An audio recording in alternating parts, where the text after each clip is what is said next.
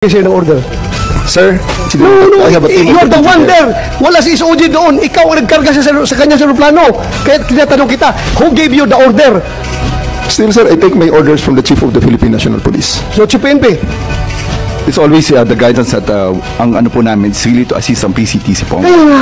Oh, PCTC, did you or did you not give the order to General Barbel? No. No. So, General Barbel, are you lying? So I'm not lying, but I just want to have the executive privilege po regarding this matter. This Ay, operation. nandito na tayo eh. Executive privilege ka dyan. Bakit naging executive privilege? Kanina, sinabi mo, PCTC ang nabigyan ng order. Ngayon, mag-executive privilege ka. Sino-sino na tinuro mo? That's why we didn't want to attend the last hearing, because this is what we were expecting, ma'am. We didn't want to be bullied. We are not bullying you, sir. Ha? We want the truth.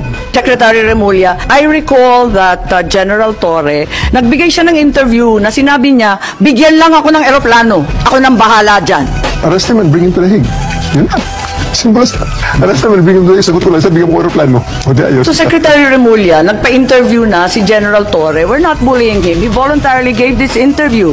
Sinabi niya na siya talaga. Paano ba yun? Sino nag-utos sa kanya? I gave them the advice. That, So kayo ang number one, nagutos? serve the warrant of arrest. And number two, surrender him to the Hague. That's what the law provides. So, sir, you're the one giving the orders. Well, in some ways, because I gave them the legal basis for all the actions that happened. So, you're the one giving the orders.